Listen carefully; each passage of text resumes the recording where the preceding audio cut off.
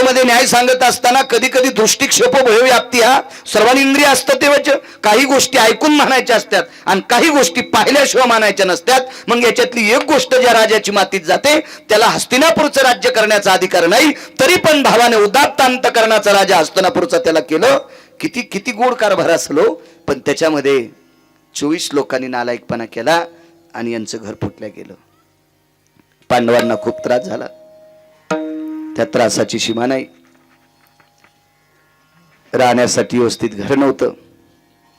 कालांतरानं शकुनी सारखा दुष्ट व्यक्ती त्या कुटुंबात गोटा टाकण्यासाठी पडला आणि शकुनीनं दुर्योधनाला सांगितलं एक सुंदरसं घर पांडवांकरता करा. दुर्योधनाला असं वाटलं जो मामा पांडवांचा विरोध करतो तो घर बांधायला लावतो, पण दुर्योधनाच्या लक्षातच नाही घर कोणतं बांधायला लावतोय. वास्तूची पूजा आहे ना आज, याच्यावर सांगतोय. दुर्योधनाने विचारलं मामाश्री मिस्त्री कोण लावायचे? मिस्त्री मी लावणार. आणि शकुनी नावाच्या पापी व्यक्तीनं मिस्त्री सुचवला. त्या मिस्त्रीचं नाव होतं पुरोचन. कधी कधी वाची जा मोबाईलवर. भविष्यात या इंटरनेट जगात जगायचं असेल तर महाभारताचे पुरावे पाठ करणं अत्यंत गरजेचं आहे. पावला पावलाला रावणाची संख्या वाढली, म्हणून निमूटपणे मार्ग काढायचा असेल तर महाभारतातले मुद्दे लक्षात ठेवत जा. क्षणाक्षणाला शत्रू येत. पुरोचन नावाच्या व्यक्तीला आमंत्रित केलं शकुनीनं आणि बांधकामाचा आराखडा काढला आणि सांगायला दिलं करून टाक बांधकाम. कृपा होती त्याच्यावर कलेच्या देवतेची. कशा प्रतीचं बांधकाम करायचं?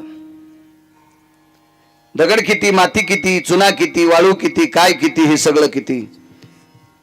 शकुनीनं सांगितलं काय किती वापरायचं तू ठरव, पण 80% राळ, रांजा आणि कापूर आणि येळूच्या चिवट्या वापरायच्या. 80%. मग 20% तुला काय वापरायचं तो वापर. 80% राळ, रांजा, कापूर आणि येळूच्या चिवट्या. राळ आणि रांजा इरीचे बारं कोरायचे. माझ्या लहानपणी ही ब्लास्टिंग नव्हती ना, तेव्हा हातबारा असायचे.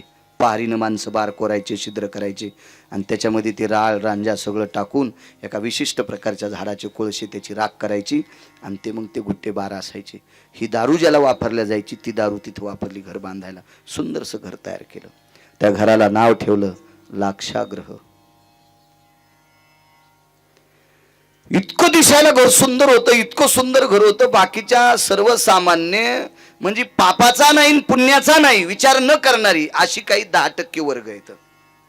10% लोक असे येतं ते कोणाच्या वाईटावर बी नाहीत आणि ते म्हणते आपल्याच्यानं कोणाचं चांगलं होत नाही कोणाचं वाईट होत नाही. ते कामाशी काम जीवन जगणारी 10% निष्पाप अंतकरणाची माणसं कोण्याही गावात असतात. कोण्याही गावात. तुम्हाला एक सोपं भाषा सांगू का? कोण्या गावात 10% लोक असे ते कीर्तन कोणाचंही ठेवा, फक्त कीर्तन म्हणून ऐकायला जातील. काय नसतं त्यांना. ते काय सांगितलं, काय विषय, काय किती. बिचारी प्रांजळ मनाची माणसं असतात ती. तशी 10% लोक असा विचार करतात घर चांगलं बांधलं, बरं बांधलं, छान बांधलं. त्याच्यात काही टक्के गौसला असं करे. आपल्या देखता त्याची परिस्थिती 10-5 वर्षापूर्वी जरा गळालेली होती. एकदा एका कामाला चल म्हणलं, त्याजवळ टिकटाल पैसे नव्हते आणि इतके पैसे खर्चिलेच कसं काय असतील. अशा काही काही घरचे चमचे घेऊन पळ्यान कडी वाढणारी नालायक येतो. कस काय झाला असेल, कस काय झाला असेल. नाही नाही त्याला गौसलच. तू जेसीबी घेऊन उकरणं तू हा तालुका, तुला गौस होती का पाय चिलीम फिलीम. विनाकारण प्रांजळपणानं समोरच्या व्यक्तीला स्वीकारत नाहीत अशी सुद्धा 10% नालायक आहेत. काही लोकांनी विचार केला काय सुंदर घरे. काही लोक म्हणत होते दुर्योधन आता त्याची राजवट या घरात चालवतोय. काय माहिती प्रांजळ लोकांना ते घर काय. पण सर्व लोकांच्या कानावर वार्ता गेली हे घर पांडवांसाठी बांधलं. सर्वसामान्य विचाराची माणसं विचार करत होती इतकं चांगलं घर पांडवांसाठी बांधलं. बघा दुर्योधनाला आपण उगाच वाईट म्हणतो. दुर्योधनाची त्याच्या भावावर किती कृपा आहे, त्याच्या काकीवर किती कृपा आहे. आपल्या चुलत भावासाठी इतकं सुंदरसं घर बांधलंय. आणि दुर्योधन एके दिवशी पांडवांच्या घरी गेला. काकींना प्रणाम केला. तो तोंड चोपड्या प्रणाम होता. काकी म्हणजे कुंती आई साहेब. प्रणाम केला आवाज. काकी जीवराज तुमच्यासाठी गावाच्या बाहेर एक सुंदरसं घर बांधलंय. तुम्ही राहता त्या घराची बऱ्यापैकी पडझड झालेली आहे. माझे बाबा राजे आहेत, भविष्यात उत्तरार्धात मी सुद्धा राजा होणार आहे हस्तिनापूरचा. लोकांनी आम्हाला हसू नये याच्याकरता तुम्हाला चांगल्या घरात राहण्यासाठी भेटावा याच्याकरता तुम्ही त्या घरात राहण्यासाठी जा. काकी हुशार होत्या. ती काय आत्ताची बाई नव्हती, पटकन पुढच्याच ऐकून लगेच वास्तुशांती करायला. हुशार बाई होती. कुंती होती, हा, ती विटेवरच्या मालकाची आत्या होती. कुंती आई साहेब ही विटेवरच्या मालकाच्या आत्या होत्या. दुसरी एक गोष्ट सांगतो नागरे सर, संगतीमुळे काही काही लोकांचा फायदा होतो. कुंती ही विटेवरच्या मालकाची आत्या असेल, सख्खी बहीण कुंतीची सून असेल, कुंतीचा मुलगा विटेवरच्या मालकाचा मेहुणा असेल, याबद्दल दुमत नाही. पण कुंतीचं मोठेपण सादर करण्याच्या पाठीमागे एका बाईचा हात होता. तिचं नाव होतं धात्री नावाची स्त्री. धात्री जगात एक नंबरची गायनिक होती. तिच्यासारखी प्रसूती कोणालाच, बाळांत पण कोणालाच करत आलं. पृथ्वीवर जितके देश आहेत, एकाही देशासाठी धात्री सारखी होती. तिची कृपा गांधारी कुंतीवर होती. त्याच्याकरता कुंतीचं जीवन उजळलं गेलं. संगतीतली फार मोठी ताकद असते राजू.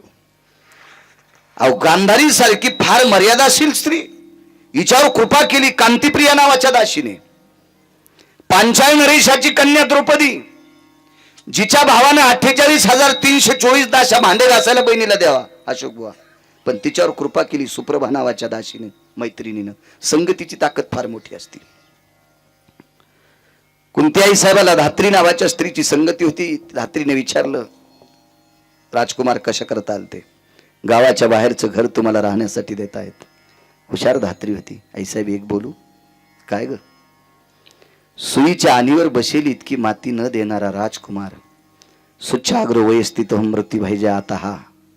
सुईच्या आणीवर बसेल इतकी माती न देणारा दुर्योधन राजकुमार आज तुम्हाला मोठा महाल राहण्यासाठी देतोय. याचा अर्थ याच्या अंतकरणात शंकेची खिचडी शिजत आहे. इतकी धात्री हुशार होती. सात्विक आणि सदाचारी पुण्यशील वृत्तीची होती. मी होकार दिलाय धात्री, काय करावं? आईसाहेब तुम्ही होकार दिला मालकीनबाई जा राहण्यासाठी, पण तज्ञाचा सल्ला घेऊन जा. महाभारतात बरेच तज्ञ होते, त्याच्यातला एक टोकाचे तज्ञ भीष्माचार्य. पण भीष्माचार्यांच्या आश्रमावर भेटायला गेली असं दुर्योधनाला जर कळालं तर त्याच्या अंतकरणात शंकेची डाळ शिजल. 2 नंबरचे तज्ञ होते द्रोणाचार्य. त्याही आश्रमावर भेटायला गेली तरी गुप्तचर पाठीमागे लावील. त्याच्यामध्ये एक विवेकाचं टोक, ज्योतिष्य शास्त्राचा परिपूर्ण अभ्यास, नीतिशास्त्राचा परिपूर्ण अभ्यास, अर्थशास्त्राचा परिपूर्ण अभ्यास, विश्वाचा पूर्ण पूर्ण पूर्ण परिभाषेतला अभ्यास आणि राजकीय क्षेत्रातला 1 नंबरचा डॉन, राजकारणातला 1 नंबरचा डॉन. त्याच्यासारखा राजकारणी कोणीच नाही. पण जगाच्या मालकाला 1 नंबर द्यावा म्हणून त्या व्यक्ती होता बडवा. नालायक लोक आहेत. तुम्हाला एक सांगू का, बुजुर्ग लोकांचा अपमान करतो, बुजुर्गांचा जो अपमान करतो असं समजून घ्यायचं, याची उतरती कळा लागली. राजू ज्येष्ठांचा जो सन्मान करतो का असं समजायचं, याची चढती कळा लागली. मागच्या लोकांचा कधीच अपमान करायचा नाही. ह्या हल्लीच्या टिकल्या लावणाऱ्या सुनांना वाटते सासू पटकन मारावा, सासरा पटकन मारावा, किल्ल्या माया हातात यावा, भेताळा अंगावर पडून तू या. इतकी दपशीन तर जेसीबीला उपसिता याची नाही. कारण त्याने कमवलेली प्रॉपर्टी हातात घ्यावं वाटते. त्यांनी किती कष्टानं कमवली, त्या संपत्ती म्हणजे त्यांच्या रक्ताचा थेंब न थेंब त्याच्यात वाढत आहे. कष्टाचा रोमाचा एक एक परिभाग त्याच्यात वाढत आहे. आणि आपण अनिमुटपणे हातात घ्यायचं आणि त्यांना किंमत नाही द्यायची. ते जाताना आशीर्वाद देत नसतात, ते आशीर्वाद देत नसतात जाताना. आणि जे पूर्वज आशीर्वाद देत नसतात ते संपत्ती ठेवतात, पण आशीर्वाद नाही ठेवला की संपत्तीचा ऱ्हास होत असतो.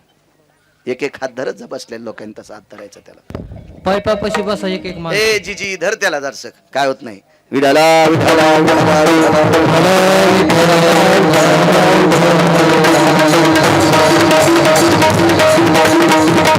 पूर्वजांचा आशीर्वाद लागतो. परमार्थात मोठं व्हायचं असेल नागरे सर, पूर्वजांचा आशीर्वाद लागतो. राजकारणात मोठं व्हायचं असेल पूर्वजांचा आशीर्वाद लागतो. व्यापारात मोठं व्हायचं असेल पूर्वजांचा आशीर्वाद लागतो. वैद्यकीय क्षेत्रात मोठं व्हायचं पूर्वजांचा आशीर्वाद लागतो. आध्यात्मिक क्षेत्र असेल, कुठलंही क्षेत्र असू द्या, त्याला पूर्वजांचा आशीर्वाद लागतो. त्यांच्या आशीर्वादाशिवाय मोठं होत नाही. तुम्हाला एक सांगू का, ज्यांच्या पाठीमागं आशीर्वाद असेल त्याला जन्म बैलाचा जरी भेटला तर देवाला सोडायला कठाळे होतोय. पूर्वजाचा आशीर्वाद असला ना, पापामुळे त्याला बैलाचा जरी जन्म भेटला तर देवाला सोडायला कठाळे होतो. आकड्याचीच कंस खातो. आणि पूर्वजाचा ज्याला आशीर्वाद नाही ते शापानं बैलच होतो, पण ऊसाच्या गाडीचा होतो. इतका मोठा फरक असतोय. अहो, नशीब घेऊन आलं पाहिजे. मागच्यांचा आशीर्वाद असू द्या. मागच्या 1 महिन्यापूर्वी मलेशियन कुत्रा आणला आमचा मित्र. शाळेत शिकायला होता म्हणून मित्र म्हणायचा. शाळेत आम्ही सोबत शिकायला होतो म्हणून मित्र म्हणायचं. ते मलेशियाला गेलं फिरायला, पैशाचा कर झालता. बापान जरा शिल्लक कमवून ठुलतं. पंढरपूरला नाही गेलं, इकडे मलेशियात गेलं बोंबलत. आणि येताना 1,18,000चं कुत्रं आणलं. विमानात आणलं. तिकीट काढून आणावं लागलं असेल नागरे सर. मग कुत्रे किती नशिबाने आहेत, विमानात बसायलेत. एक माणूस म्हणला, विमानात बसला. सुंबळे आहेस का काय तू? माणूस आहेस ना, तो विमान विकत घ्यावा, इतकं मोठं पाहिजे तू. कुत्रं विमानात बसायला आणि त्याचं तिकीट माणूस काढायलाय. आणि तू विमानात बसलो 3-3 बाऱ्या चोंभाळून सांगायला म्हणलं येडपटेस का काय तू? बुद्धिजीवी माणसं, विमानात माणसांनी निर्माण केलेत. प्रत्येक माणसाला एक एक भिरभिऱ्यासारखा असावं. काय नवलाची गोष्ट आहे त्याच्यात? कुत्रे बसले. प्रारब्ध सांगायलो, मागचांचा आशीर्वाद असतो. अहो, काही कुत्रे इतके नशिबाने. एका माणसाकडे गेलो, 1418 रुपयाचा बिस्किटचा पुडा, 1418 रुपयाचा बिस्किटचा एक पुडा. म्हणले कशाला? म्हणले आमच्या कुत्र्याला खाला जमलं कडे मिळ. म्हणलं या आपण 10,000 रुपयाचे नेत होतो आपल्या पोरायला, आणि कुत्र्याला 1418 रुपयाचा. नशीब घेऊन आलं का नाही? ते प्रारब्ध आहे, प्रारब्ध आहे, प्रारब्ध. याचं कारण सांगू, मागच्या वंशाचं पुण्य आहे, मागच्या पूर्वजांचं पुण्य. ठीक आहे, पाप पुण्य समान समी मग पावी जे कर्मभूमी. पैठणच्या मालकांचं वाक्य. दोन्ही जर समान असेल तर मानवाचा जन्म जास्त झाला असेल स्वर्गाला, कमी झाला असेल नरकाला. आणि मग त्याच्यात कमी अधिकचे अजून पुन्हा वेगवेगळे प्रकार आहेत. पण माणूस होण्यासाठी दोन्ही समान लागते. आणि त्याच्यात कमी अधिक झाला असेल तर मग पशु पक्ष्यांचा वगैरे वगैरे जन्म मिळतो. त्याच्यात काही पुण्याचा साठा असेल तर वंशाच्या पुण्यानं मग ते चांगल्या ठिकाणी जात असते. कुत्र का असं ना, पण वेळेला भाकर टाकणाऱ्याच्या घरात जन्माला यावं, याच्याकरता मागच्यांचे आशीर्वाद घेऊन माणसानं जीवन जगत जावं. ज्यांना मागच्याचे आशीर्वाद नाहीत का, 500-500 एकर जमिनीवाले भूमिहीन झाले. आशीर्वाद ठेवून गेले नाही माणसं, आशीर्वाद ठेवून गेले नाही. आशीर्वाद असला पाहिजे माणसांच्या पाठीमागं. गांधारी हुशार आहेत. धात्री नावाच्या स्त्रीचं ऐकलं, विदुर काकाच्या घरी आल्या. दुर्योधन नालायक होता. काय कळतं म्हणे विदुर? काकाला काय कळतंय? काकांच्या घरी आल्याच्या नंतर विदुर काका विवेकाचं टोक होते. आवाज दिला, सुशिला जी मालक, वहिनी साहेब आल्यात. काय वाणी होती हो, वहिनी साहेब आल्यात.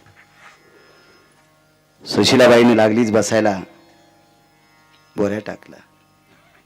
या ताईसाहेब या, मोठी जाऊ येते. या ताईसाहेब बसा.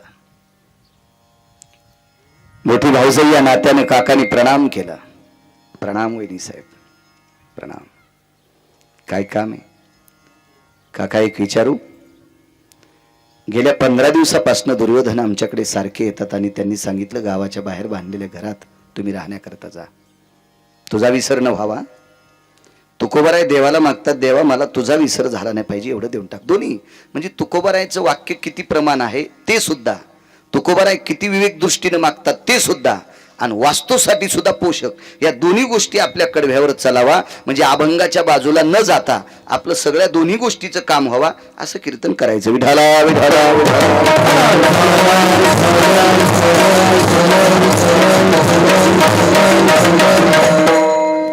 त्या घरात राहण्यासाठी मी होकार दिलाय. काय करावं? काकांनी सांगितलं होकार दिला, वहिनी साहेब तुम्ही राहण्यासाठी जा, पण ज्या दिवशी राहण्यासाठी जाताल त्या दिवशी 2 मिनिटाचा वेळ काढून तुम्ही माझ्याकडे या. ठीक आहे काका. निघाल्या तिथून. त्याचे गुप्तचर पाहतच होते. विदुर काकाच्या घरी गुप्तचर आले. विचारलं काका काय म्हणत होत्या? कोणती? काही नाही. कोण्या दिवशी जाऊ? मुहूर्त कोण दिवशी? गुप्तचराने दुर्योधनाला सांगितलं. मुहूर्ताचा कागद दुर्योधनाने आणून ठेवला. तिथं मुहूर्त सांगणारा एक व्यक्ती होता. त्याचं नाव होतं संजय. संजय किती विवेकी होता सांगू तुम्हाला. घरी बसल्या बसल्या अंध माणसाला टीव्ही दाखवत होता. अंध माणसाला टीव्ही म्हणजे कुरुक्षेत्रावर युद्धात किती मेलेत त्याला घरी बसल्या बसल्या कळत होते. आणि नुसते कळत नसून आंधळ्याला सांगत होता. इतका विवेकी व्यक्ती होता तो. व्यास कृपा दीपकु संजय झाला. व्यासांची कृपा होती संजयावर, एवढा मोठा अधिकारी संजय. आणि त्या संजयाने मुहूर्ताचा कागद हातात दिला, जा कोणी अमक्या अमक्या दिवशी राहण्यासाठी जा. दुर्योधनाने तारका खोडल्या. त्याला माहित होतं संजय हा विवेक दृष्टीनं गोड आहे आणि चांगल्या मुहूर्तावर राहायला गेल्याच्या नंतर पांडवांना जाळण्यासाठी घर बांधलंय, ते पांडव जळणार नाहीत. यानं तारका खोडल्या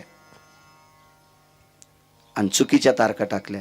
त्याच्यात एक तारीख अशी चुकीची म्हणून टाकली, पण कर्मनो गहनो गती, पांडवायचं प्रारब्ध गोड होतं. फलित मुहूर्ताचा काल होता, योग आगातुक मुहूर्ताचा काळ होता, परिभाषेत स्थित होता. अपरन्न कालाचा दोष मी मध्यकृतीत आलता आणि अशा परमपावन मुहूर्तावर पांडव त्या दिवशी राहायला गेले. चुकून ती तारीख संजयाच्या हातानं काढण्यात आली नव्हती आणि तीच तारीख या दुर्योधनानं मूर्त दुष्ट आहे म्हणून टाकलं, पण ते मूर्त पुढच्यासाठी पोषक ठरलं. पण वरच्याची कृपा असल्यावर काही ताण नसते. लेकरू असं काय कुठं टाकावं म्हणून एका बाईनं कॅरी बॅग मध्ये लेकरू टाकलं आणि रेल्वेत फेकून दिलं, पण त्याचं आयुष्य गोड होतं. चांगल्या माणसाला गवसलं ते जिथंच होतं, जिथंच. ते पोरगा नायब तहसीलदार आहे. माईनं फेकून दिलेलं पोरग, कॅरी बॅग मध्ये फेकून दिलेलं पोरग रस्त्यानं वाटसरू चाललेल्या शेतकऱ्याला सापडलं. ते शेती लेकरू लगेच हॉस्पिटलमध्ये नेलं. त्याचे संगोपन गोड झालं, ते मोठं झालं. आज नायब तहसीलदार आहे. मारायसाठी कोण फेकलं होतं? माईनं. वाचिलं कोणी? पंढरपुरातल्या मालकानं. प्रारब्ध बळ असलं की चिंतात नाही. अहो मुहूर्त चुकीचे काढले, पण त्यांच्यासाठी गोड मुहूर्त निघला आणि गेले. त्या दिवशी राहण्यासाठी चाललेत. राहण्यासाठी जात असताना चौकात आपली लेकरं घेऊन आल्यात. एका बाजूला घर होतं काकांचं. धर्माला सांगितलं, बाळा आपल्या बाळांना घेऊन इथं थांब, मी काकांना भेटून येते. आतमध्ये गेल्या. काकांना सांगितलं, काका राहण्यासाठी चालले. ठीक आहे वहिनी साहेब.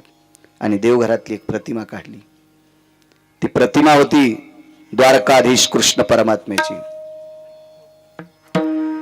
तेव्हा तुम्ही तुमच्या कर्तव्याने प्रारब्धाने घर बांधता, पण घरात फोटो कोणते लावावा अजून 2% लोकांच्या आकली नदीला गेल्यात. कुठले फोटो असावं घरात याच्या सुद्धा बऱ्याच लोकांना आकली नाहीत. मी एका चांगल्या घरी फोटो पाहिला मुलाच्या वाढदिवसाचा. तो फोटो दक्षिणेकडे तोंड करून, एकुलता एक मुलगा, वाढदिवसाचा फोटो, गंध अक्षदा लावलेल्या, गळ्यात हार घातलेला आणि दक्षिणेकडे तोंड करून भिंतीवर लावलेला. आपल्याकडे जिवंत माणसाचे हार घातलेले फोटो भिंतीवर लावत नसतात. असा संप्रदायाचा नियम आहे, असा पुराणाचा नियम आहे, असा वेदाचा नियम आहे, असा शास्त्राचा नियम आहे. ज्या घरी बसल्याच्या नंतर आम्हाला चहाबाई करत असताना त्या फोटोकडे पाहिलं, म्हणलं देवा काय इतकं सुंदर घर आहे रे, आणि या घरात इतक्या चिमुकल्या बालकाला नेलस. थोड्या वेळाने त्या फोटोकडे पाहत असताना त्या बाईनं सांगितलं, महाराज हा माझा मुलगा अहमदपूरला आता इंग्लिश स्कूलमध्ये आहे. अरे बापरे म्हणलं, आपण तर आगाऊ सोचलो, मी तर मेलं म्हणून सोचलो होतं. मी म्हणलं बाई हा अहमदपूरला इंग्लिश स्कूलमध्ये? हो. एक विनंती करू का म्हणलं बाई, हार घातल्याला फोटो लावू नका. ठीक आहे ठीक आहे ठीक आहे ठीक आहे. म्हणजे कुठं टाकू? मी म्हणलं आता कुठं टाकू नको, फक्त सांग काटतोय, लावू नकोस. लावत नाहीत. शास्त्र आहे त्याच्या पाठीमागं. पूर्वजांचे फोटो लावायचे असतील, आजोबा पंजोबाचे, त्याची दक्षिणेकडे दिशा असली पाहिजे. विज्ञानवादी मानत असतील, न मानत असतील, मानील तो देईल काही, न मानील तो नेईल काही. कारण मी सांगतो कोण्या भंगाऱ्याचं ऐकून सांगत नाही, वाचून सांगतोय. आणि ज्यांनी लिहिलंय ते काय गोट्या खेळणारे महाराज नव्हते, पुड्या खाणार नव्हते, गुटके खाणार नव्हते, लोकांचे इचकिनार नव्हते. ते विटेवरच्या मालकाला नितांत प्रेम करणारे अधिकारी लोकांनी पुराण लिहिले ना. ते का आपलं थोडंच आहे, विठाला विठाला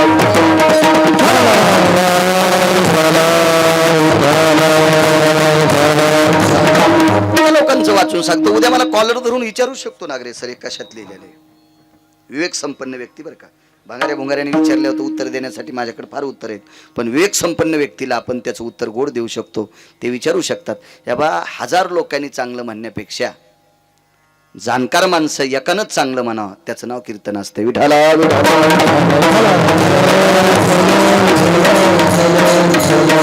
लोक तर लुगडं नेसून नाचणाऱ्यालाही चांगलं म्हणतात, त्याचा काय विषय नाही. लोक तर चांदा चौकडीतल्या गप्पा सांगणाऱ्याला सुद्धा चांगलं म्हणत असतात, त्याच्यातला काय विषय नाही. म्हणे ही प्रतिमा घेऊन जा, घरात वाघाचं चित्र नसावा. देवी जरी वाघावर बसलेली असेल, पण देवी ज्या वाघावर बसलेली त्या वाघाचं तोंड मिटलेलं असावा, असंच चित्र घरात लावलं पाहिजे. व्याघ्रमुखी शिभयस्थितानां येन दर्पणो प्रतिमा भयस्थित जायतिं घेम वास्तु सर्वस्थितो अनिष्टकाला भय जायन्ति नैवं गांजा कसम लिखितम.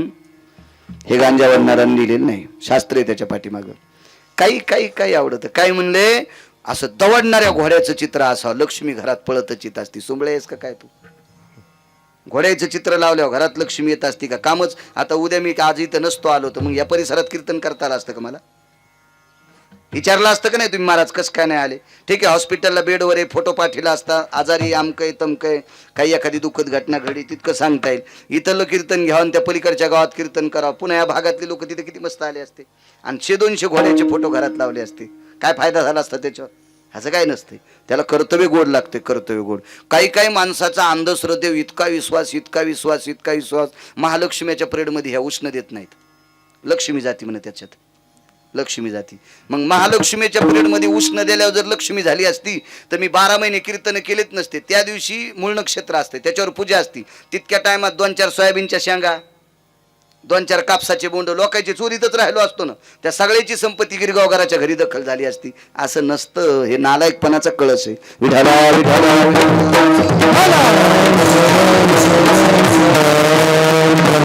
काही गोष्टी होत नसतात. वागावं लागतं, वागावं लागतं. तुम्हाला सांगू का, वास्तुशांती केल्यावर सुद्धा एक नियम असते गोविंदराव. एक जण म्हणला महाराज 4दा वास्तू केली तरी सुख नाही. म्हणलं तू या वास्तूत मला पूर, मग तू सुख भेटन तुला. 10-5 महाराज पूर खाटा खांदून म्हणजे सुख भेटन. त्या वास्तूत सुख भेटण्यासाठी तुम्हाला चांगलं वागावं लागेल, तर त्या वास्तूत सुख मिळत असतं. विठाला विठाला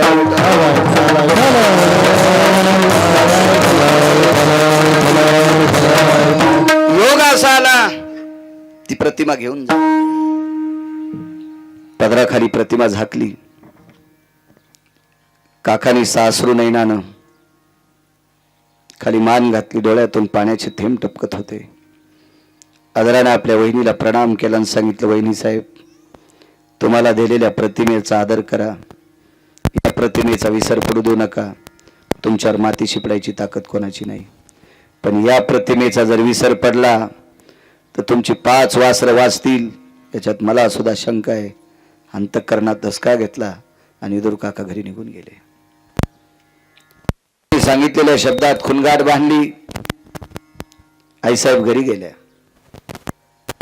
लाक्षागृहात प्रवेश केल्याबरोबर वरच्या हॉलमध्ये कोनाडा होता. त्या कोनाड्यात एक कपडा, याचा विसर पडू देऊ नका रे, आपल्याला या वास्तूत सुख प्राप्त होईल. पहिला दिवस आहे. नित्यनेम आटपला. संध्याकाळची वेळ आहे. अंथरुण टाकले. पांडव झोपल्या गेले. भिंतीला टेकन देऊन त्या मूर्तीकडे बघत कुंती आई साहेब सारखं त्याचं चिंतन करत होत्या. रात्रीच्या 1 वाजता पुरोचन नावाचा व्यक्ती आला. हातात पेटलेली मशाल होती, त्या घराला लावायची होती, पण कुंती आई साहेब जाग्या असल्यामुळे तो निघून गेला. घरात म्हणजे 80% ज्वलनशील पदार्थ होते. 80% लाख त्याच्यात वापरला होता. लाख कशाला होता माहिती? तुम्ही मतदान पेट्या सील करायला ते लाख वापरीत होते ना, गरम करायचा. आणि ते लाख बायकांना माहीत असेल. लाख मोठाले मनी केले होते दबुनी म्हणून सोनार मधात भरितो. मी काय बाई नाही, पण मला असं वाचायचं नाद आहे, त्याच्यामुळे माहिती आहे. विडाला विडाला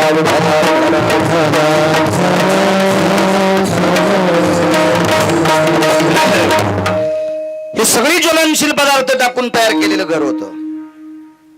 घराला विस्तू लागल्याबरोबर 11 सेकंदात घर पेटणार होतं. तितकं ज्वलनशील काहीच नाही. 9 वस्तू एकत्रित टाकलेल्या होत्या.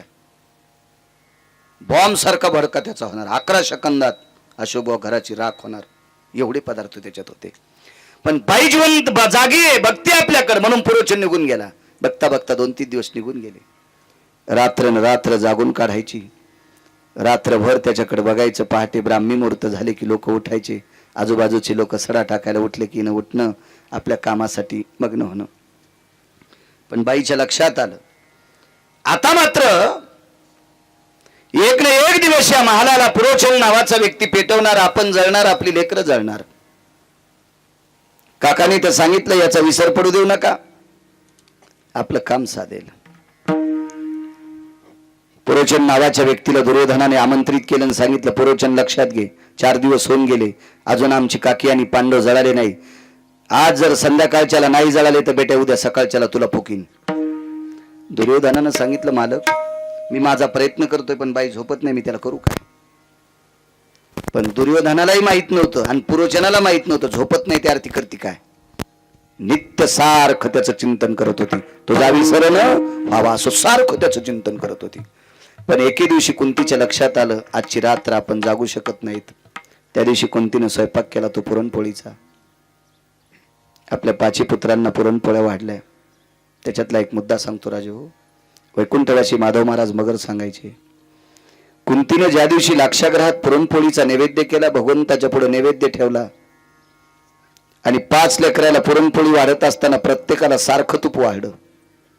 धर्माला वाढलं, अर्जुनाला वाढलं, नकुलाला वाढलं, सहदेवाला वाढलं, भीमाला वाढलं. पण फरक सांगतो, भीम, अर्जुन आणि धर्म यांना तुपाच्या वाट्या भरून ठेवल्या आणि बंध्या पोळ्या बाजूला ठेवल्या गरम गरम. पण नकुलाला आणि सहदेवाला स्वतःच्या हातान चुरून पोळ्या वाढल्या, कारण ही मादरीची लेकरं होती, त्यांना चुरून वाढल्या.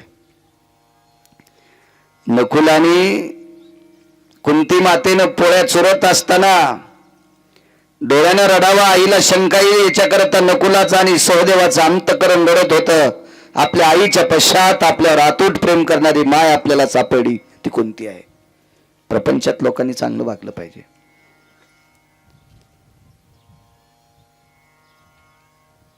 तुम्हाला सांगतो, ज्याच्या मागं पुढे कोणी नाही त्या लोकांनी चुकीचं वागलं तरी त्याचा परिणाम जगावर होत नसतो किंवा कोणावर होत नसतो, तो एकटा असतो. पण संसारातला एक माणूस जर चुकीचा वागला तर सोयऱ्या धायऱ्यापर्यंत त्याचा शेक जात असतो.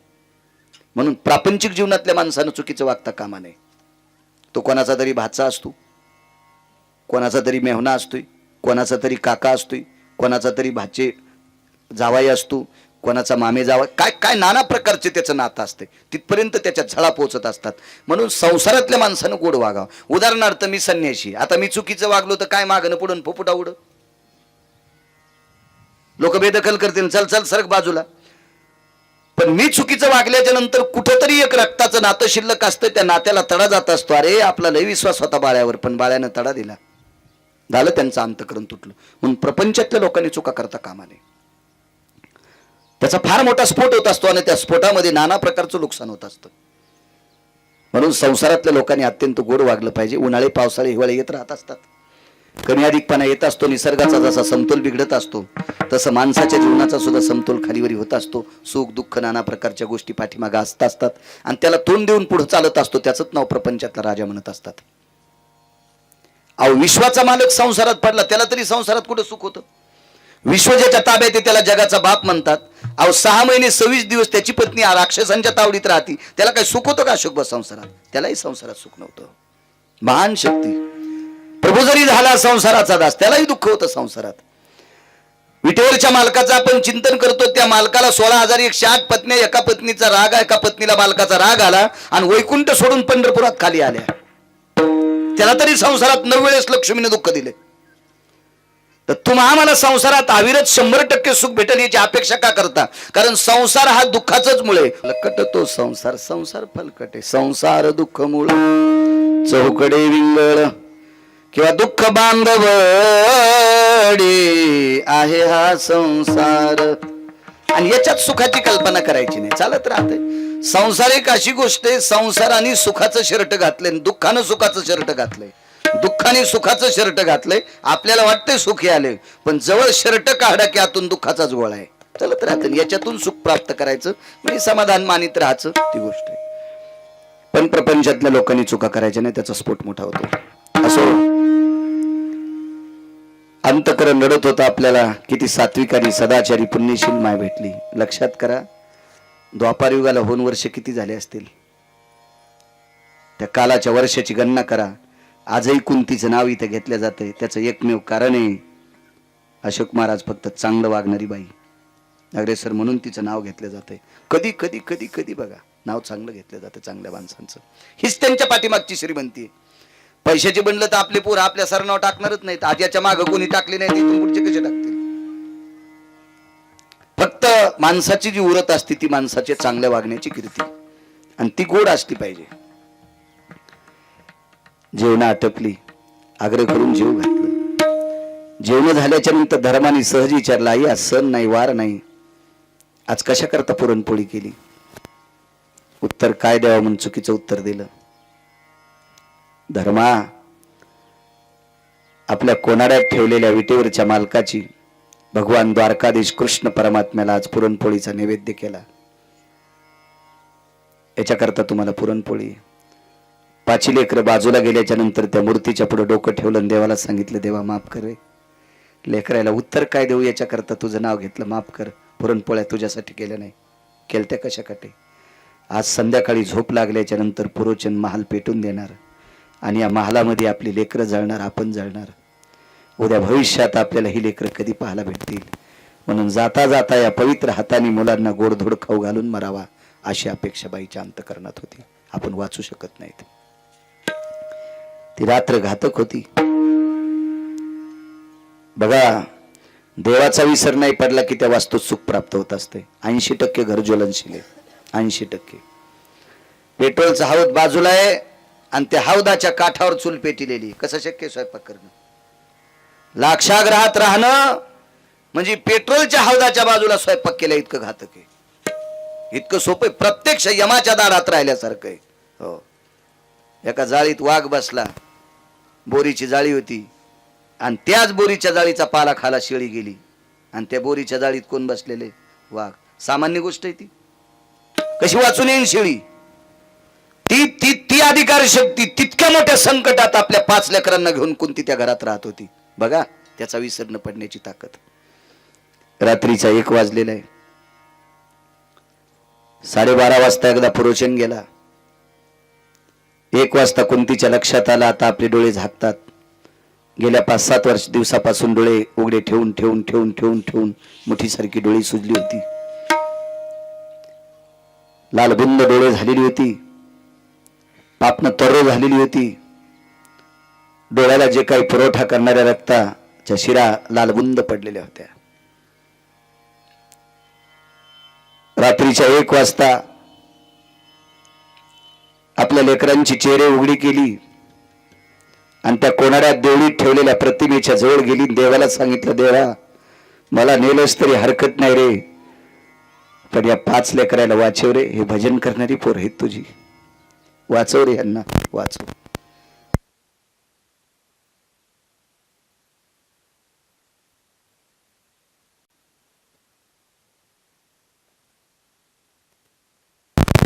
एक विनंती करते देवा, 5 जणांना वाचण्यासाठी तुला त्रास होत असेल, एवढा कामाचा व्याप सांगत नाही, पण एक लक्षात ठेव, मी आणि माझे गेले तरी चालेल, मी आणि माझे गेले तरी चालेल, पण माझ्या मालकाने जिच्यासोबत लग्न केलं तिला माद्री म्हणतात. त्या माद्रीचे 2 पुत्र जिवंत ठेव, चंद्र सूर्य तोपर्यंत माझ्यावर विश्व कृपा करेल. या दोघांना वाचव रे देवा, या दोघांना वाचव. आता मी तुला बघू शकत नाही. भिंतीला टेकन दिला आणि त्याच्याकडे बघत होती. सारखं त्याचं स्मरण करत होती, त्याचं चिंतन करत होती. बघता बघता डोळे झाकले. आवेशाने एकदा डोळे उघडे आणि अंतकरणातून एक ध्वनी निघला, देवा सांभाळ रे लेकराला, सांभाळ सांभाळ. हे वनात सापडलेली सावधेत्रे देवा, कर यांच्यावर कृपा. आणि कुंतीने डोळे झाकले. 1:15-2च्या सुमारास पुरोचन नावाचा व्यक्ती हातात मशाल घेऊन आला. हिने केलेल्या आग्रहापोटी वैकुंठातले मालक द्वारकेमध्ये निद्रा करत होते. रात्रीचे 1:15-2 वाजले. अशा वेळेला फार दिवशी जगाचा मालक जागा झाला. आईसाहेब बाजूला होत्या. सर्वांग घामानं चिंब झालेलं होतं. डोक्यातून घामाचे लोट वाहत होते. आईसाहेब विचारलं, काय? काही नाही. गरुडाला पाचारण कर. गरुडाला पाचारण केलं आणि गरुड सुदर्शन आणलं आणि हातामध्ये भगवंतानं रात्रीच्या 1:15-2 वाजता सुदर्शन घेतलं आणि पुरोचन नावाचा व्यक्ती लाक्षाग्रहाला आग लावणार तेवढ्या अवकाशात सुदर्शन पडलं. चक्र मारके धरणी फोडी. लाखा जोर में पांडव बैठे गुप्ता गलगाई बिगरी किने बजाए नाथ मोरे बिगरी किने बजाए. जिथे पांडव आणि कुंती आहेत तितक्याच जागेला छिद्र पाडलं. नर्मदेच्या तीरावर पांडव सुखरूप नेले. वसरीमध्ये त्या दिवशी मुक्कामासाठी एक बिल्लीन आलेली होती. तिचे 5 लेकरं घेऊन ती वसरीत झोपली होती. कुंतीला माहित नव्हतं. दुसऱ्या दिवशी सकाळी लाक्षागृह जळालं. ते एका स्त्रीच्या बांगड्या सापल्या. ती भिल्ल स्त्री होती. आणि 5 मुलांच्या अस्थी सापडल्या. ते तिचे पुत्र होते. दुर्योधनाच्या लक्षात आलं कुंती गेली, आपले 5 भाऊ गेले. या नालायक दुर्योधनानं त्या दिवशी दिवाळी साजरी केली. इतका भडवा होता दुर्योधन. त्याचा पाहुणा तुमच्या गावात, मग काय चिंता नाही. हरामखोर होता दुर्योधन, नालायक होता, बुजदिल होता, विवेक भ्रष्ट होता दुर्योधन. विवेकाचा आणि त्याचा काही संबंध नव्हता. इतका बुजदिल विचाराचा, जटिल विचाराचा दुर्योधन होता. फार घाणेरड्या विचाराचा होता. तुम्हाला एक सांगू का, भारतीय संस्कृतीतल्या स्त्रीचा नागरेसर जर वाईट पाऊल पडला ना, चुकीचं काम जर एखाद्या स्त्रीने केलं तर तुम्ही तिला डोक्यातून डिलीट करा. डिलीटच म्हणतात ना, मोबाईल मधलं जे वाक्य आवडलं नाही ते डिलीटच म्हणतात ना. तिला डिलीट करून टाका, पण तिची चेष्टा करण्याचा अधिकार भारतीय संस्कृतीतल्या पुरुषाला नाही, अशी वेद शास्त्र आणि पुराण नीती सांगते. तर रक्ताच्या नात्यातल्या पवित्र स्त्रीला भर सभेत उघड करायचा अधिकार काय दुर्योधनाला द्यालता? काय लायकी होती का त्याची? मोठी भाऊजाई आई समान असताना तिला मांडीवर बसा इतक्या हलकट विचाराचा दुर्योधन. त्यानं दिवाळी साजरी केली, फटाके फोडले, त्या दिवशी आनंद उत्सव केला, हस्तिनापूर सजवलं, तोरणं लावा. भीष्माचार्याच्या डोळ्यातून एक पाण्याचा थेंब पडला होता. तो थेंब धरण्याची ताकद पृथ्वीत नव्हती. त्या दिवशी पृथ्वी अशी थरथर कापत होती. तर प्रत्यक्ष वरुणानं पृथ्वीला विचारला, आज थरथर का कापते?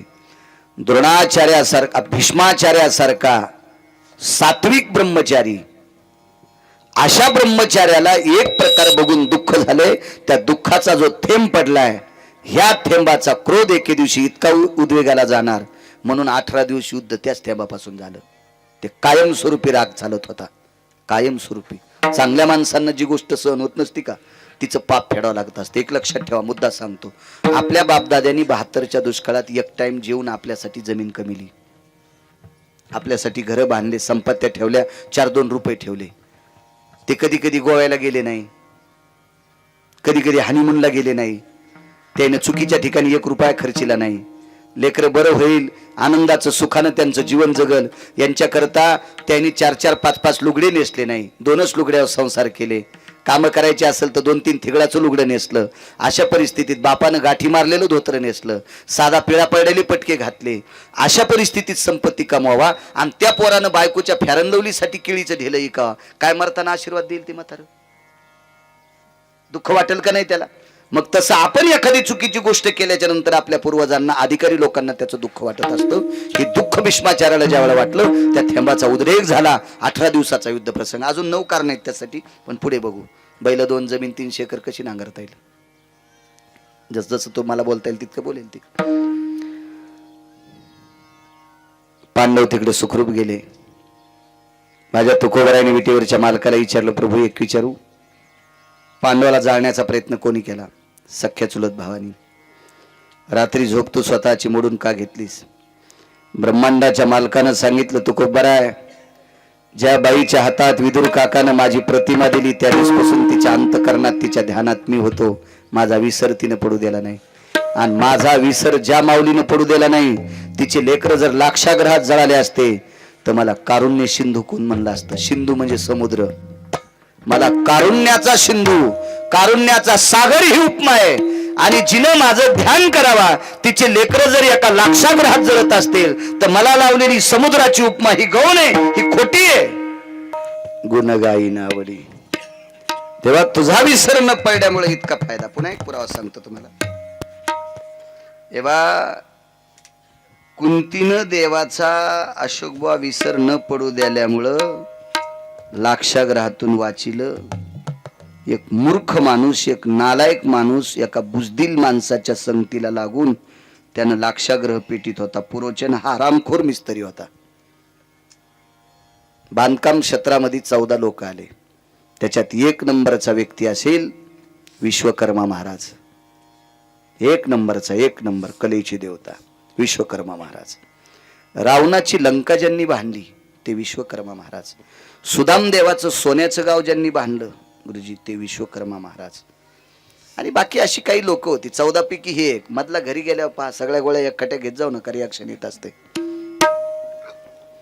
बघा जा घरी मोबाईल भितडासारखे मोठाले तुम्हाला तेच केलं की तुम्हाला यतिम प्रातु भय कालेषु यत् कलान वास्तु पुरुषां भयु स्थित पुनिता सर्वाति जायते रिकामी जागा गौंडी नामने, रिकामी जागा गौंडी नामने. असं तुम्ही मोबाईलवर गुगलवर याच्यात जावं लागतं ना, त्याच्यावर असं ते बोट इचका लगेच तुम्हाला ह्या 14 मिस्त्रींची यादी येईल. त्याच्यामध्ये जटिल कोण आहेत, नालायक कोण आहेत, बुजदिल कोण आहेत, हरामखोर आहेत त्याची सुद्धा यादी येईल. असं मला वाटतंय असेल ते मोबाईलवर, असं वाटतंय. आपल्याकडे नसल्यामुळं तितका काय अभ्यास नाही आणि मी आपला हेच वापरितो. पैसे आहेत माझ्या, पैशाला काय कमी नाही. मी सोन्याचा घेईन, सोन्याचा हिऱ्याचा घेईल, 1 कोटीचा घेईल. युट्यूब चालू आहेत आहे नाही राजे. मला उद्या विचारणार आहे इतके पैसे तुझ्याकडे कुठून.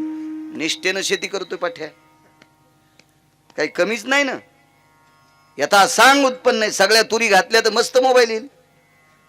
हो सगळं मागचं या वर्षीच ते सोयाबीन विकलं होतं किती मोठा येईल, काय ताण नाही.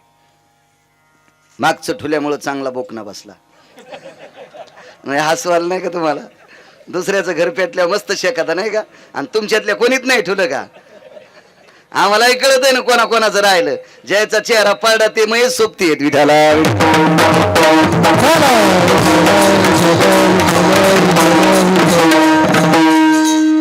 जास्त नव्हतं माझं, थोडंसं होतं काय ताण नाही. मोबाईल घेईन मोठा त्याबद्दल दुमत नाही, पण चाललंय याच्यावर काय. याच्यावर बी तारखा आल्या आता, त्याच्यामुळे आपल्याला काही अडचणत नाही. आता त्या भितडावानी त्याच्यावर तारखा येतात असं काही विषय नाही. याच्यावर बी येतात.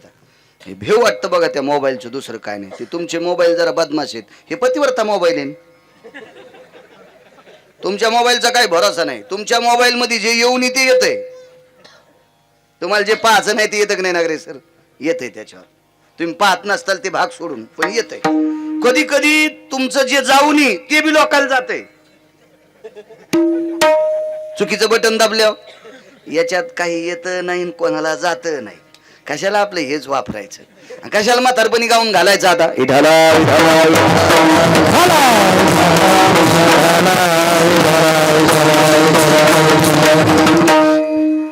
घराची ताकद, नामसाधनेची ताकद किती मोठी आहे.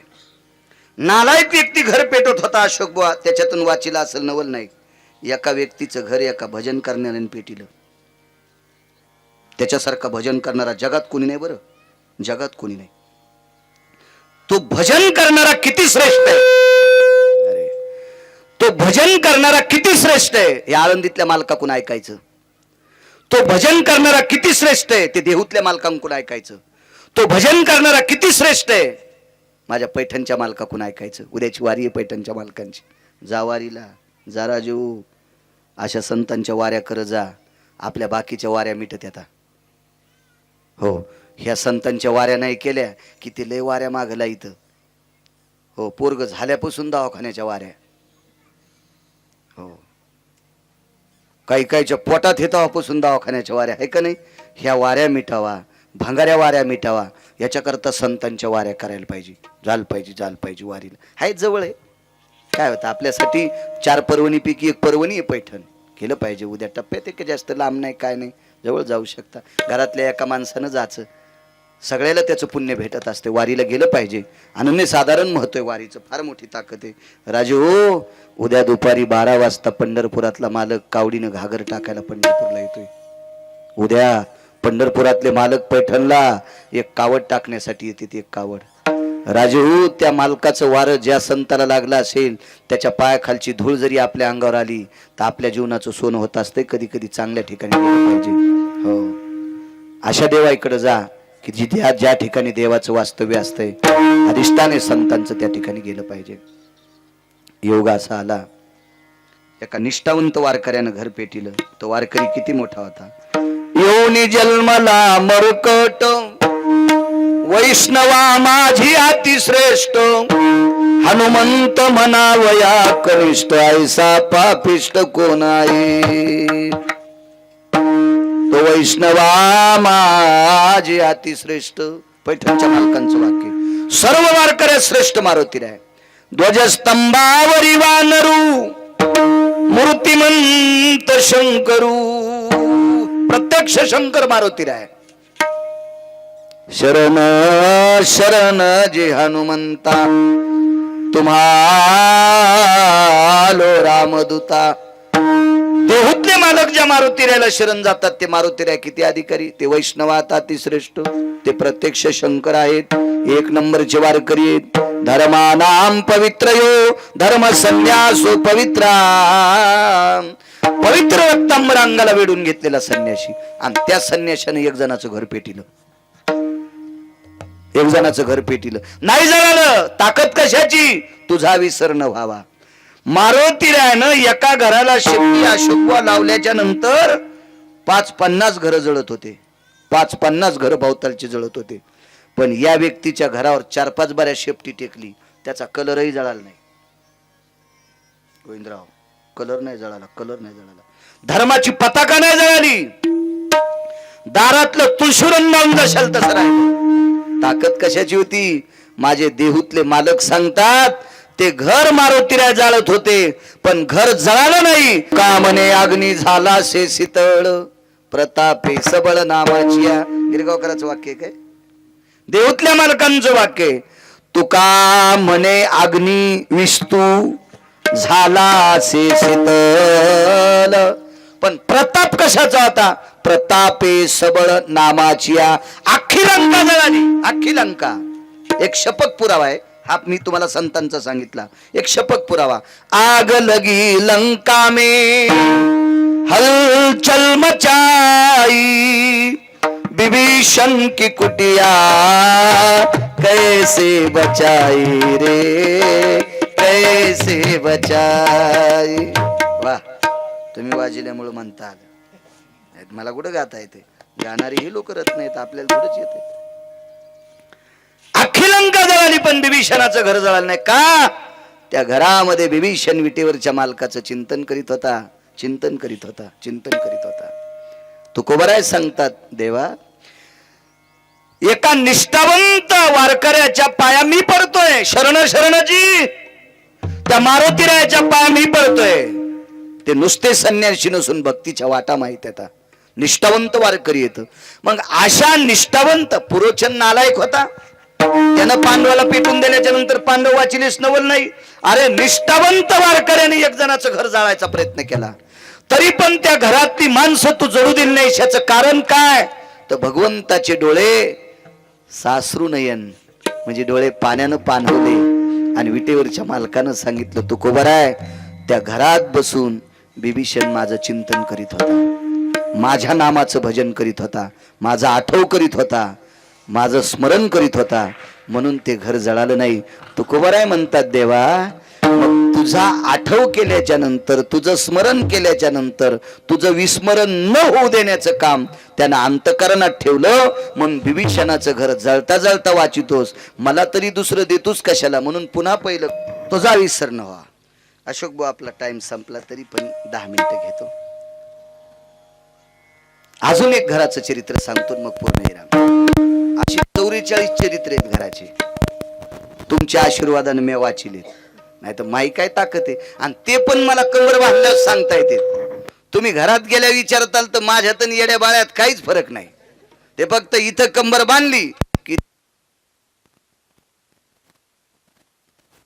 केलं की कड कापायच्याच कामी. विठाला विठाला विठाला.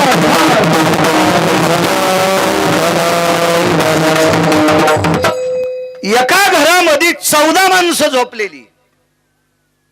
गोविंदराव, 14 माणसं झोपलेली एका घरात. किती विद्वान माणसं, किती सात्विक, किती सदाचारी, किती पुण्यशील, किती तात्विक.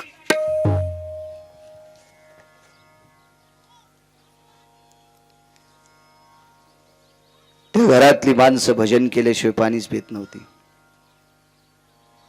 ते घर होतं दामू शेट्टींचं. त्या घरात 14 माणसं. नामदेवाचे घरी 14 जणे स्मरती हरी.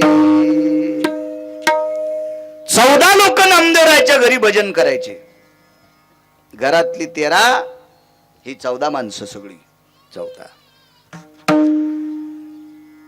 राजाई, गोनाई, लाडाई, साखराई, यसाई, नारा, गोंदा, विठा, मादा, हे घरातल्या लोकांची नावं. दामू शेट्टी, नामदेवराय, राजाई नामदेवरायांची पत्नी, गोनाबाई नामदेवरायांची आई. काय कर्तृत्वान स्त्री आहे. झोपडं होतं लहानसं, ते काय बंगला वगैरे काय नव्हता गोविंदराव तुमच्या बंगल्यासारखा. झोपडं होतं, झोपडं. पण ते झोपडं सुद्धा एका भडव्यानं पेटून दिलं, हरामखोरानं पेटून दिलं एका. तर काय त्यांचा काही क्षेत्र नागरे सर असं नव्हतं या बाकीच्या लोकांसारखं. त्यांच्यामुळं कोणाचं नुकसान नव्हतं, काय नव्हतं. पण माणसाला उगच उगच द्वेष असतो. आवडतच नसते काही माणसं, आवडत नसते. काही माणसाचं कसं असतं माहितीये का. अशोक महाराज तुमचा विरोध नसेल, पण जो माणूस पुढच्या माणसाला आवडत नाही, तुम्ही त्याच्या घरी जास्त गेले की लोक तुमचा विरोध करतात. तुमचं आणि त्याचं काही भांडण नाही, पण त्याला जो आवडत नाही, तुम्ही त्याच्या इथं चहा प्याला की त्याच्या पोटात डबा उठवतो. अशोक महाराज इथं चहा प्याला काऊन गेले असतील, अरे बोललं त्यानं, त्या बोलत काऊन डबा उठायला, असा एक विरोध होत असतो. काही संबंध नसतो बरं का. उगच उगच उगच उगच असं असतं. नामदेवरायांचा विरोध करणं काही गरज होती का, काही घेणं आहे का, काही संबंध आहे का त्या गोष्टीशी. गरीब कुटुंब, साधं कुटुंब. बरं किती बोधावर आरूढ असलेलं कुटुंब होतं. नामदेवरायच्या वडिलाचा धंदा होता कपड्याचा, दामू शेट्टीचा. आणि एके दिवशी सांगितलं, नामा अरे पैशाशिवाय संसार चालत नाही. एक ते शपथ पुरावा द्या सोडून, पण ओरिजिनल सांगतो. द्रव्याविन नर, द्रव्याविन नर जरी झाला सुंदर, तो त्याविन चतुर शोभान पवे. नैवम बाळू महाराज लिखितम. द्रव्याविन नर जरी झाला सुंदर. सिनेमात नाचायच्या लायकीचा आहे, तमाशात नाचायच्या लायकीचा आहे. जरी झाला सुंदर, माणसं पाहून म्हणत होते काय त्याचं रूप सुंदर आहे. द्रव्याविन नर जरी झाला सुंदर, परी तो त्याविन चतुर शोभान पवे. तुला पाहिल्यावर पप्याची माय कशी जगल रे. तुला किराणा आणावं लागन रे सुंबळ्या. तुया सुंदरपणाला ती मीठ लावून चाटीन का. तो त्याविन चतुर शोभान पवे. पैसे नामा, संसार चालवण्यासाठी पैसे लागतात. मी लय गाणी ऐकले हो या ट्रॅक्टर मधल्याचे. ते मोठ्याले आवाज करतात ना ते उसाचे ट्रॅक्टर वाले. ना बाप ना भैया सबसे बडा रुपया. मिस्त्रीला जर तुम्ही म्हणले गोविंदराव आता बांधकामाचे पैसे पुढच्या वर्षी देईन, तर मिस्त्री कामाला येणार नाही. लोखंडाचे पैसे नगदी मोजावे लागले असतील, फार काय झालं तर याच्या पतीमुळे महिना थांबला असेल. सिमेंटाचे पैसे द्यावे लागले असतील, इटीचे पैसे द्यावे लागले असतील, मजुराचे पैसे द्यावे लागले असतील. घर काही विश्वकर्म्यानं आपण मग त्या तुम्हाला टाकलं नाही, त्याच्यासाठी पैसे लागतील. त्या घरात सुद्धा खाण्यापिण्यासाठी पैसे लागतील. म्हणून नामा तू आपला कपड्याचा धंदा कर, किती साधं कर, तरी भडे विरोध करते. याच्यावर सांगायला कपड्याचं गठोडं उचललं अशोक बुवा. नामदेवराय एका गावाला चालले, जाता जाता दगड दिसले. त्या दगडायला पाहिलं, दगड उघडे येत, दगडायलाच कोपडे घातले. आंगड टोपर कुंच्या दगडायलाच घातले. एका दगडाला पांघरून टाकले. घरी आले, बाबांनी विचारलं कपडे सगळे विकले. हो. उधार म्हणल्यावर लोक हत्ती घेतात. काय नाव आहे? दगडाजी, धोंडाजी. ते नाना प्रकार, चिपकात्रा नाव सांगितलं, चिरा नाव सांगितलं. बर दामू शेट्टीन लगेन यादी लिहून त्याला वाटलं खरंच दगडाजी, धोंडाजी, चिराजी वगैरे वगैरे, कपचीजी अशी नाव सांगितली. 7-8 दिवस झाल्याच्या नंतर पुढच्या बाजाराच्या दिवशी, आता कपडे विकायला नेऊ नको, वसुलीला जाय. आता दगडायला काय पैसे मागायचे, तेवढं गेली न वाऱ्यानं उडून यायला घातलेली कपडे गेली उडून, ती गेली. घर किती साधं, किती साधी माणसं, यायचा विरोध करायला पाहिजे काय, याच्यावर सांगायला तुम्हाला. पुढच्या आठवड्याच्या दिवशी सांगितलं, म्हणले बाबा त्याने दिले नाही. दुसऱ्या आठवड्याला सांगितलं, नामा धरून आण ती माणसं, आण धरून ती माणसं आण. आता नामदेवरायानं दगड्याला कपडे घातलेले बऱ्याच हरामखोरानं पाहिलं होतं. बरं झालं म्हणलं दामू शेट्टीचं पोरग येडं झालं. तुम्हाला एक सांगू का, बऱ्याच लोकायला आपलं किती बरं झालंय आणि किती फाटाळलं याच्यापेक्षा दुसऱ्याचं बरं झाल्यावर लय दुःख होतं. असा एक वर्ग आहे समाजात, ज्याचं दुसऱ्याचं बरं झालं, याला अतृप्त आत्मे म्हणायचे. एक जणाला 350 क्विंटल सोयाबीन झाली, तरी डोसक्याला हात लावला. म्हणलं सोयाबीन किती झाली, म्हणले 350 क्विंटल. मग डोसक्याला हात काऊन लावला, म्हणले गोविंदरावला 70 क्विंटल काऊन झाली. मग याला 350 क्विंटल झाली, तरी गोविंदरावची 70 क्विंटल याच्या पोटात चालायली. याला म्हणायचं रावण, अतृप्त आत्मा, अतृप्त आत्मा, अतृप्त आत्मा याला म्हणतात. असे काही अतृप्त आत्मे असते ज्यांना दुसऱ्यांचं खपत नाही. मग नामदेवरायाला सांगितलेलं सगळं ऐकलं. नामदेवराय गेले आणि त्यानं ते सगळे दगड टोपल्यात भरले आणि घरी आणले. लोक म्हणले, आता तर लयच भयकलं रे, ज्या दगडायला कपडे घातले ते कपडे उडून गेले आणि दगडच घरी आणले. आणि घरी आणल्याच्या नंतर नामदेवरायाने एका झोपड्यात कोंडले आणि त्याला सांगितलं, बेटे हो, पैसे जोपर्यंत देत नाही तोपर्यंत मोकळं सोडित नाही. आणि घेतली आगळ लावून. रात्यात दगडायचं सोनं, ज्या दगडायला कपडे घातले का, रात्यात त्या दगडाचे सोन्याचे दगड कुड फाकून पाहू लागले. होय आगाऊ झालं म्हणले. हजारो वर्ष कपड्याचा धंदा केल्यावर जितके पैसे भेटत नाहीत तितके एका एका दगडाचं सोनं झालं 4-4 किलोचं. काय करा. लोक म्हणले, एक काम करा ना, उजडायच्या आधी दगडच घेऊन येऊ ना. यायनं कुड फोड्या दगड घरी आणल्या, पुन्हा दगड तयार झाले. आता तर आकली असावा ना की ज्यानं दगडाला हात लावल्यावर सोनं होते त्याचा विरोध कशाला करावा. म्हणून शास्त्रात सांगितलं, बळविन शक्ती बोलू नये. तुम्हाला एक सांगू का, ज्या माणसाचा विनाकारण विरोध वाढत असतो का त्यानं समजायचं आपण प्रगती की ओर जा रहे. हिंदी शब्द जमला ना मला, येतो कधी कधी येतो, आकारात येतो. मला काय हिंदी येत नाही, पण कधी मध्ये चोंबाळून चोळून फोडून आपली हानीत राहायची. काय ताण घ्यायचा, जमलं तर जमलं. ज्या झाडाला आंबे लागतात त्यालाच कोणी दगड हाणते. शहाणे हाणतेत आणि मूर्ख बी हाणतेत. काय रे, कोणाला खा वाटत, चलत राहत. नामदेवरायचं घर पेटून दिलं. संध्याकाळची वेळे, घरात 14 लोक झोपलेली आहेत. विटेवरचे मालक निद्रेत आहेत. सकाळी सगळ्यात अगोदर उठत होत्या फार साध्विक जनाबाई होत्या. जनाबाईचा अधिकार लिहिण्यासाठी किंवा मोजण्यासाठी ब्रह्मदेवाकडे तराजू नाही, एवढी मोठी अधिकारी. घरातलं सुख सांगतो, तिसरं सुख. योगा असा आला, जनाबाई उठल्या तर आकाशावरचं झोपडं नाही. पायाला हात लावला, आईसाहेब, आईसाहेब, आईसाहेब म्हणजे गोनाबाई उठल्या. दुसरा हात लावला, मालकीनबाई म्हणजे नामदेवरायाच्या पत्नी. जनाबाई स्वतःला दासी समजित होत्या. दासी नामयाची. हात लावला, उठा. काय जना, झोपडं जळालं. येडीस का काय ग जना तू, झोपडं जळालं म्हणतील, मग आपण कसे वाचलो. ते म्हणली, बाई मला नाही सांगता येणार, पण झोपडं जळालं. बघा ना वरी, पाहिलं तर वरी काहीच नाही. महाराज सगळा अग्नी अशोक बुवा झोपड्याच्या बाजूला पडला. एकाच्या अंगावर एक इस्त्याचा कण सुद्धा पडला नाही, एक कोलंगता पडला नाही. खालून सुदर्शन लावलं होतं, सुदर्शन लावलं होतं, सुदर्शन लावलं होतं. आता हे चरित्र तुकोबारायला का माहित. जगद्गुरु तुका अवतार नामयाचा, हेच नामदेवराय पुढे तुकोबाराय झाले.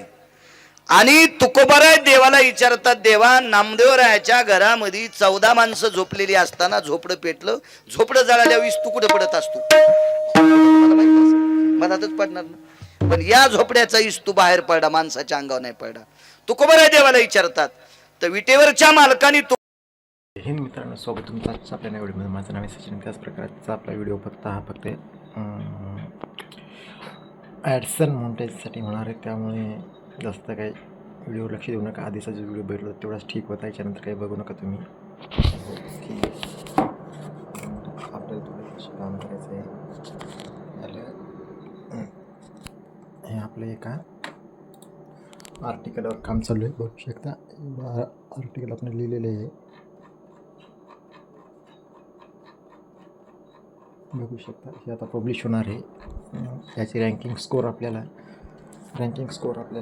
कमीत कमी माझं म्हणणं आहे की आपण 90+ न्या पाहिजेत. बघू कितपर्यंत झाली. हे सध्या रिझल्ट होत आहे.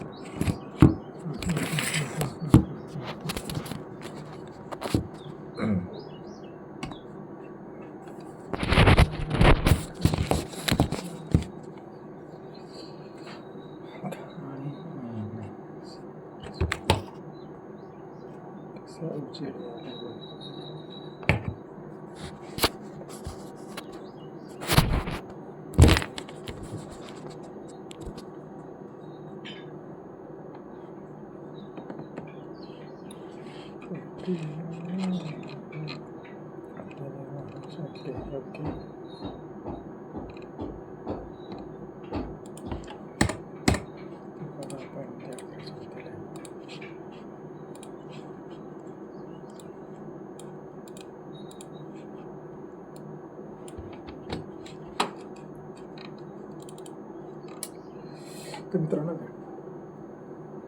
असं थोडं प्रोसेसिंग चालू आहे.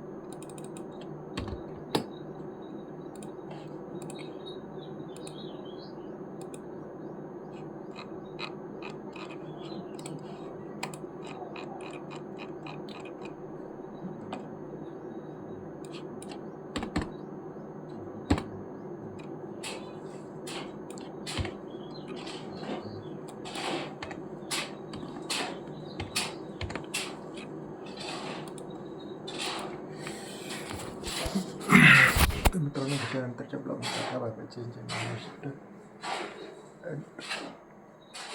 आहे. व्हिडिओ चांगला लागत असेल तुम्हाला बाय.